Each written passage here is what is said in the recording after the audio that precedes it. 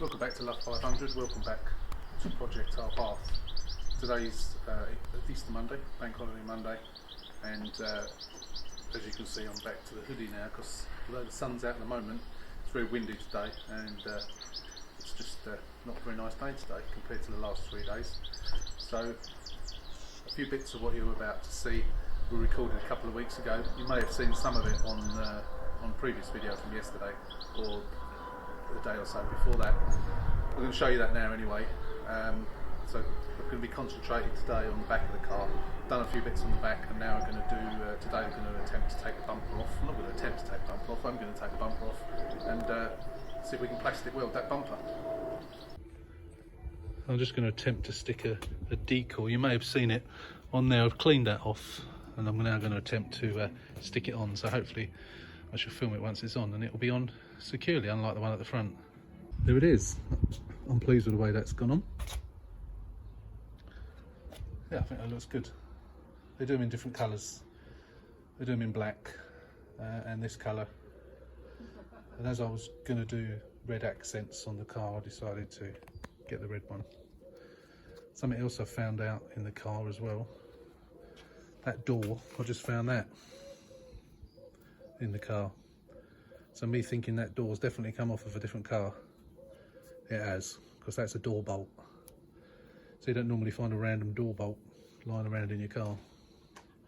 So I think my feelings about that door are correct. That is an old style door, I reckon, put onto a new style car. Anyway, what do you think about that? I think that looks good. It's got a little stripy effect on it. I don't know if that picks it up. I like that. I think that looks good. It'll be better when the bumper's repaired, of course. But we're getting there. I was going to put this on right at the very end, but I'm getting impatient now, so I just wanted to get it on. So I'm pleased with that. I think that was 20 quid, I think it was. Yeah, we're getting there now. I've sorted out the door as well. The door didn't lock properly. Well, it locked, but the handle was pushed in a bit, so every time I locked it and then unlocked it, every time I locked it with the key, because remember I haven't got a remote, so when I locked it with the key it would immediately unlock unless you stood there and held it. But now I've sorted that out. I took the door card off, adjusted it, that's okay now. Again, we got this something damaged, so I will at some point, I think I'm not going to bother getting this door repaired. I will try and pull that bit out with my own PDR tools, but I will get a new door because this door's rubbish and it's the wrong door. Just want to get that fixed now. Anyway, just thought I'd show you that. I've just got the rear tow eye cover. It was in dark grey, so I've given it a bit of a rub down. I'm just going to give it some light coats of primer. I haven't got much primer left, so it's going to be very light coats.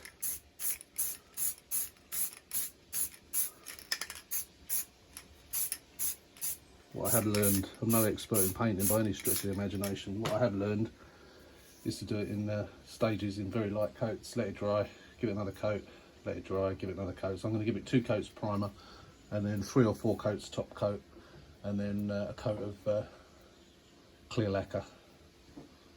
So that looks alright. You just don't want to put it on too heavy so it runs, because that's a nightmare. So we'll leave that for a minute, or a few minutes to dry. Right, that's dried now, so we're going to give it another coat now. In fact, I'm going to turn it around, give it a more even coat. Oops. It's virtually empty now.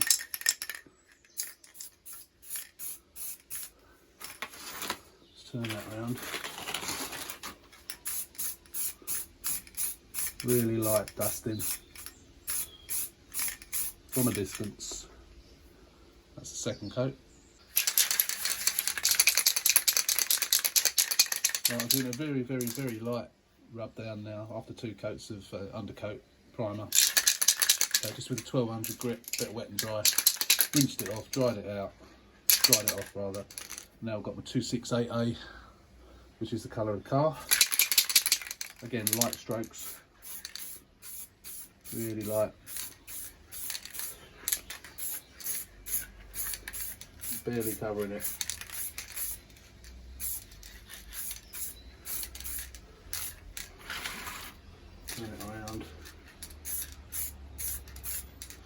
That'll do for the first coat. Second top coat coming up.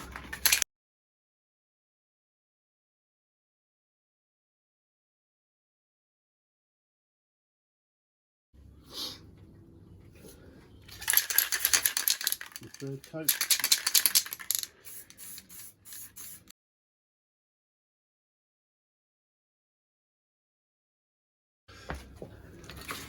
Here goes the fourth and final coat.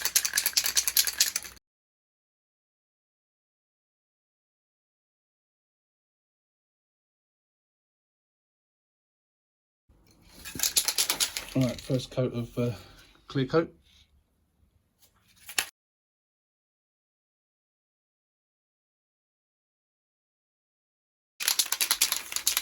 And the last coat of clear coat.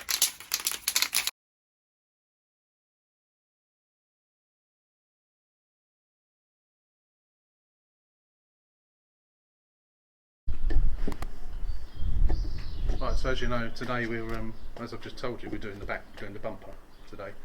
Just to remind you, big crack all the way along there, all the way along down there. So we're going to get that off, take it into the garage, get the plastic welder out, and see if we can fix it. See what sort of job we can make of it. To get the bumper off, the back lights have to come out. The car has to be jacked up and the wheels taken off at the back. There's a couple of bolts underneath. It's a bit of a pain taking the bumper off. The fact that you have to jack the car up is a bit of a pain, but we're going to do all that on time lapse anyway. So yeah, here we go.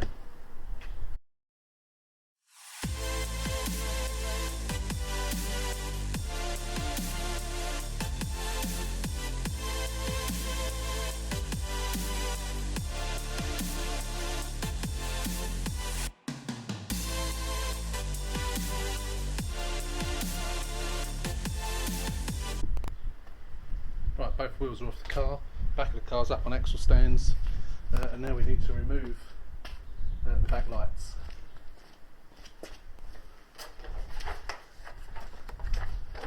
So we need a 10mm socket.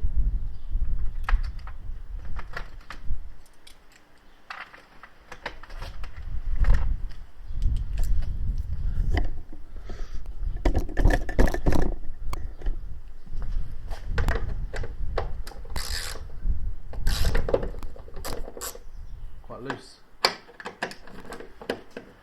So the reason we have to take the back lights out is there are bolts underneath. I am actually assuming that the bolts on bumpers on the facelift model are in the same place as the pre-facelift. I've not done one of these before. Yes, they are. That's good. One thing to note is the wiring is different. How on earth did it come out? I can't even figure out how it comes out. I think we'll leave that hanging on there rather than doing that. Right, so we're just going to do the other side as well, and then we'll get the bolts undone. Right, now we want the Torx. So say under each light there's one Torx screw.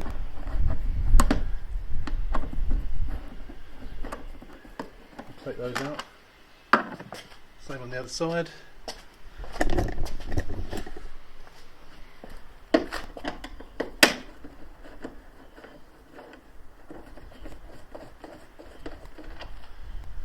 That's those undone. Now we've got screws. The reason we had to take the wheels off is because we've got screws, same Torx screws that undo the bumper from the back wing. There's also some screws on the wheel arch liner as well we have to take off. Peel the wheel arch liner back so we can get to that one bolt. It's a bit awkward like the front ones are, but it's not too bad. That's why we have to get the wheels off anyway. So both sides are the same.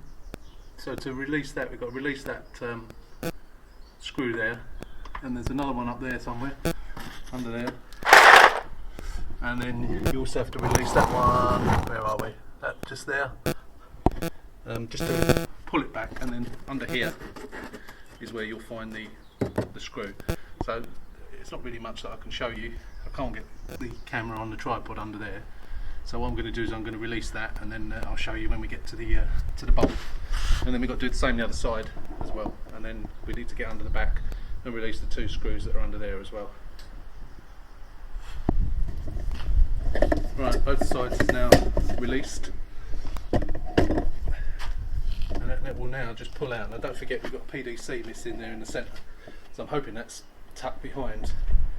And I had just had a look underneath, and I noticed that my suspicions of the crash bar at the back has been pushed in, so that's going to have to be replaced. So I'm going to repair this bumper now and put it back on. I won't do all the bolts up because it's going to have to come off again, because I'm going to have to get a rear crash bar, which is a bit of a pain, but never mind. Anyway, I'm going to take the bumper off now. I'll set the camera up. So unlike the front one, this one comes out a lot easier out of the brackets. You don't have to be so careful. You can almost just yank it.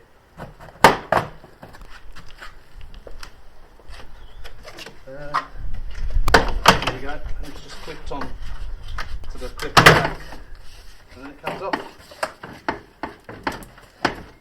So the PDCs are, there's the missing PDC, so it is there. It just needs fitting back in. So the only thing we've got to do is unclip all the lights down there. You see that crash bar's broken. So I'm going to have to get, I did have one until recently. It's a shame I haven't got one still. But as you can see, it's well bent in at the back. So I'm lucky that it hasn't actually done any damage to the rear of the car. So whether this was done in the same accident, whether a police car had it up the back or something, who knows. But we'll get this off properly. Yeah, I need to release that wire just there, which is a bit difficult to get to with that bowed in like that. Yeah, and then we can just lift the bumper away then. So I'm going to do that on time lapse.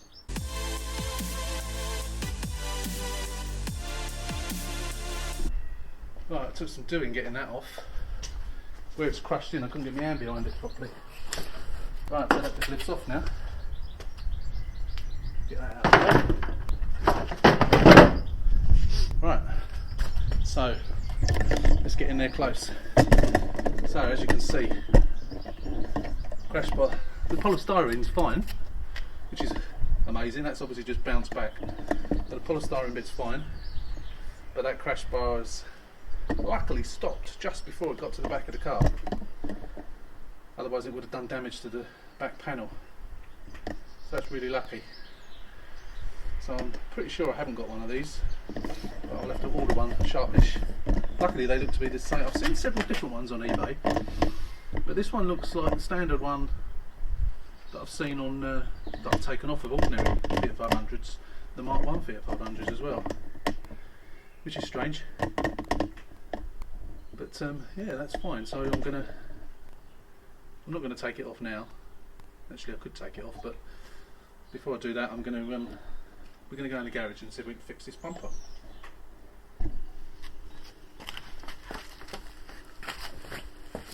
Right, so what I've decided to do is I'm going to repair this from the inside rather than the outside. Let's try and get it, because obviously this is quite a big crack, and I want to make sure I get it straight. So I'm going to put some bits of tape over it to sort of tape it into position before I turn it over. So if I sort of join it best I can, tape it, go all the way along, and then they should be equally stuck in the correct place, ready for welding. It's hot stapling. So it's relatively easy to get it in the right place. I'm going to be doing some filling anyway, I imagine. It's obviously going to be visible from the outside once I've done it, and then I'm going to have to fill it. Yeah, that bit there doesn't join quite so well. I suppose because it's flexible, I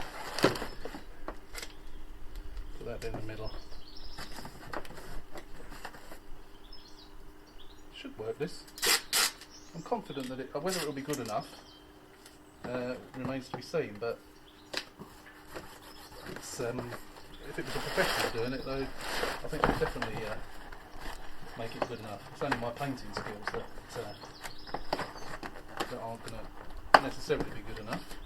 But it's awkward to try and get it. Seems to be the worst bit. The other bit that I've already done, it seems to be fine. It's just this piece. But once I've, what I'll do once I've stapled it, hot stapled it, I'll put a divot in this side, and then I'll fill it. So I think that's pretty much done it. You know, I'll put another piece over this side. I could just leave it like this and put it back on, couldn't I? What do you think?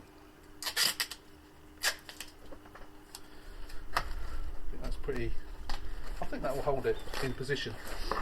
But when we turn it over and lean it up against the car, that'd be easier to work on, I think. Yeah, that's pretty good actually. That's pretty smooth. So I'm going to try and bring the camera around this side now, get the hot welder out and hot stapler out, and show you how we do this. So I've done it on other bits and pieces in the past. Never anything quite so major as this, but yeah, I'm quietly confident it's going to work. Let's give it a go anyway. Okay, so this is the hot stapler, and then we use this end bit to do the plastic, to melt the plastic. So what I'm going to do first is I'm going to melt the plastic around the crack before I put the hot staples in. So what we do is you just keep your finger on the button. And a bit like a soldering iron, but it gets hot instantaneously. And then you can just sort of melt the plastic around the crack. Either side of the crack will just melt into each other. And that will just all help to hold it in position. Because obviously, because this is quite flexible, I don't want it flexing and losing shape. Let's go up this end first. Start off here. It's very smelly, this smoke. Obviously you're melting carcinogenic plastic. It's best to do it in the open air. I'm right in the garage door, so try not to breathe it in. I'm sure these types of thermoplastics are not good for you to breathe in the melting fumes. So this bit doesn't take that long. So apart from me doing my usual waffling, well, hopefully you're able to see what I'm doing here. So this will just keep it all together. I'm putting a little bit downwards pressure on it, which is sort of opening it up a little bit, but I'm trying to keep it as aligned as I can. And then once the plastic dries, and it all melts back in the right place. So I'm at the halfway stage now, so I'll go on time lapse for the rest of this bit.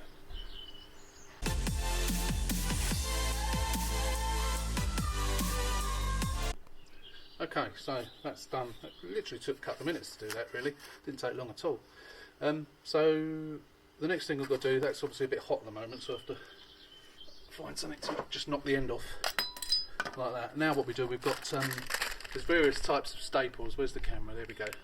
I'm going to use these wave staples. These are the best ones to use. I don't know if any of you saw the pictures of the sport bumper that I did.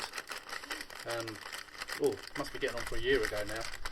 It wasn't bad, and that was all plastic welded and from the outside, filled, rubbed down, resprayed. I'll find some pictures of it because I've got some pictures, so I'll put them onto the video.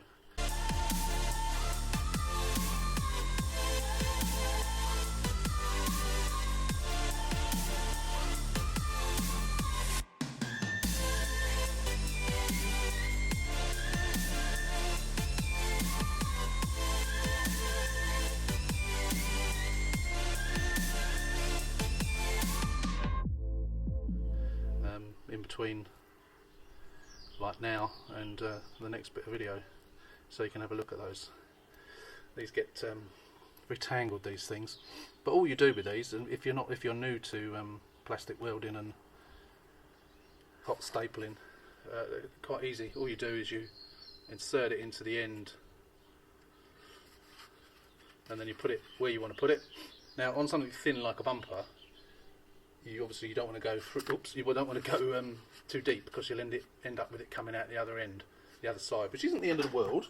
As I say, because that red sport bumper that I did, that was done on the outside, so all I did was I filed them all off afterwards and then rubbed down and filled. But with this, because I'm doing it from this side, you just want to go through enough so it disappears. And you take your finger off the button, let it cool us for a second, take it out. I just decided to get it up in the air a bit, so I've put it on. I've got it out off of the floor down there, and I put it on the workmate because I was bending down like that and it was hurting my knees. So I decided to do it on here instead. Save my poor old legs. So I'll just show you a couple of bits before I put it onto time lapse. So it's, I say, it is quite straightforward. Sink it just below the surface, let go for a second, pull it off, load another one. It's just a bit tedious, and there's always the chances of burning yourself as well, which I've done a few times. So I'm probably putting them about, I suppose, a centimetre apart, something like that. When I did the front bumper before, which you'll see in the pictures, or have already seen in the pictures by now, I did put them closer than that. But I'm hoping this is going to be enough.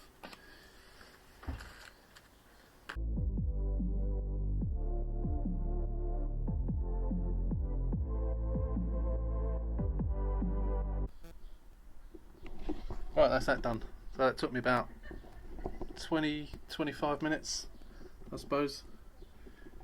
All the way along, nice and neat. Well, neat. Obviously we don't know what it looks like the other side yet. So what I've got to do now is use this, and obviously they're all dry, but these are all sharp spikes which you don't want there. So I'm going to go across that, take all those spikes off. Otherwise that could be quite dangerous, couldn't it, really? In fact, probably the bumper won't even go on with them, because it's obviously they protrude. So we're going to put some goggles on for that, even though I've got glasses on. We've got spikes flying around, we don't really want those going in my eye. So we'll go back on the tripod and we'll do that.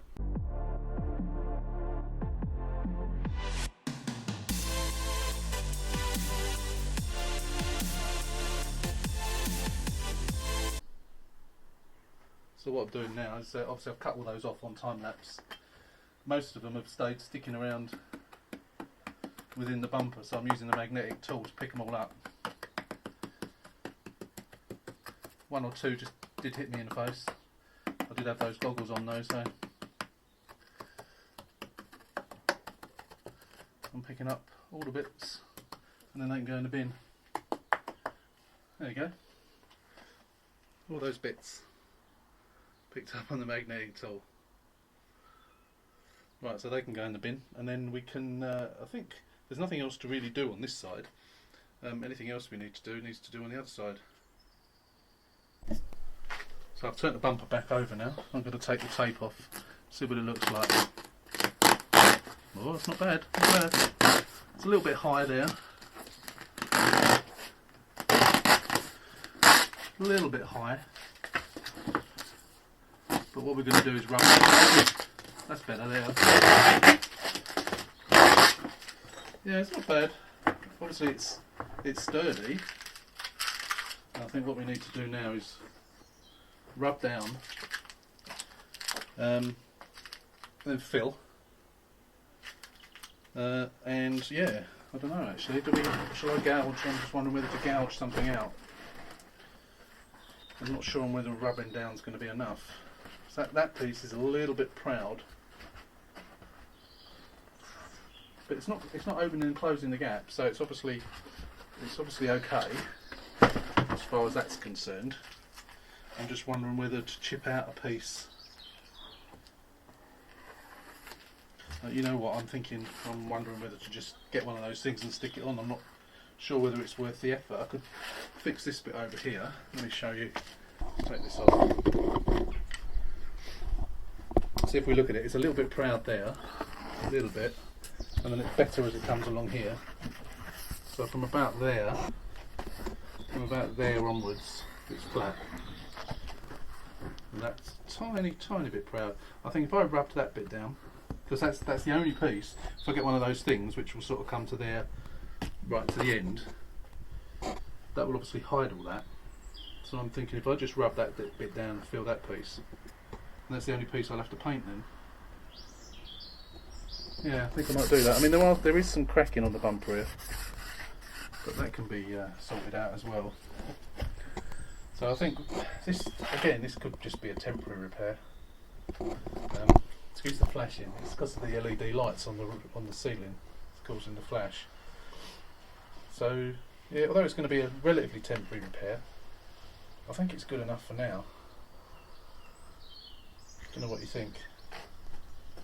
Do I rub it down completely and then try and put a bit of filler in there and paint it? I might give it a go. I suppose it doesn't matter if it doesn't, because if I'm going to cover it up, it won't make any difference. But that obviously needs some attention there. I'm going to have to rub that down, put some filler in there. The only thing I'm worried about is because it's flexible. I have got flexible filler. I bought some specifically for bumpers. But if it's flexible, I don't want it to go cracking once I've put it in and painted it. But we'll give it a go anyway. So I've had another cost-saving idea. I've taken this off of the bumper, which is obviously the bit off the rear bumper. If you remember, I've got the red bit for the front bumper, and then found out that I had to take the bumper off to do it. So I thought to buy that is about 60 quid, second-hand one. So I thought rather than me taking this off, selling this possibly, I've got red paint. Why don't I rub it down and spray it while the bumper's off? I can do that. Put it back on. Save me £60. So I'm going to do that. It was a bit of a job to get off. You have to release these tabs and then sort of prise it out. But it's off, so I'm going to give it a go. And I reckon that'll be good. Much better way of doing it, I think. Just give it a good clean, degrease, then give it a good rub down and spray. I'm going to try and do that today if I can. So there's the first coat in red. I've primed it, and that's the first fine little coat in red. Hopefully this wind won't get up too much, otherwise it'll be flicking on the floor. But I better weight it down a little bit before it does. We'll find some stones to put on there.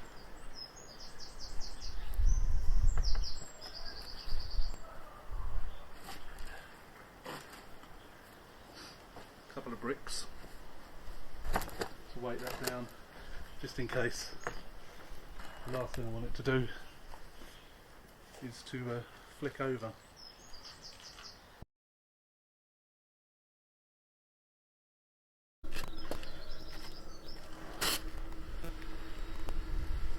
But while I'm in the middle of painting the back bumper piece, I thought I'd just have a go at this. As you know, this is only a temporary door, but I thought I'd give it a go.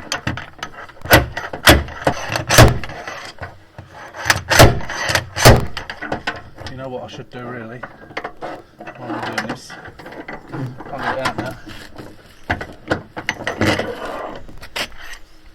Disconnect the battery. That's it, just in case. You don't want the car to think that it's having an accident. So, right, let's have a go.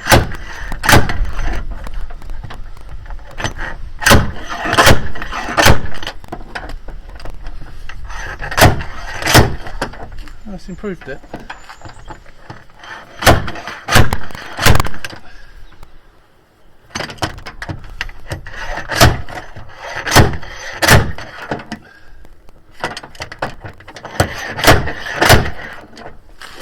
Oh, it's definitely improved it.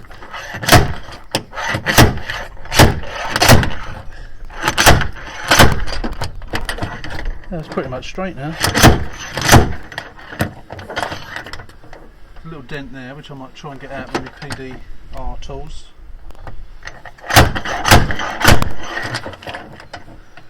I also need to adjust this because it needs the whole door's in a little bit, so it needs to come out.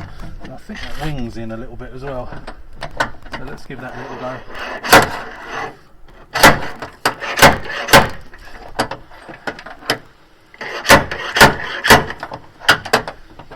obviously we know there's a bit of a dent in the wing anyway, but the edge of it's out a little bit. That'll do. That'll do. It's better than it was. It was only a temporary thing anyway, because I will get a new door, as I've said before, but that's helped. So this is the car this evening. It's as you can see, the filler's on. It's a bit dark, but the filler's on. I'll probably sort that out tomorrow. It's nice and hard. It's looks a bit of a mess, but yeah, it's pretty much done now. So the wheels are back on the car. Bumper's not bolted in because obviously it's the bumper's got to come back off again. But it's on there. It's on the wheels for now. So that's the end of the video for today. It's a bit late now, but I wanted to get it just a final sign off before it got too dark. So the car's coming along now, so we'll probably won't be till the end of the week that any more is done. So once again, as always, thank you for watching. Please like, share and subscribe, and we'll see you in a few days' time. Thanks for watching.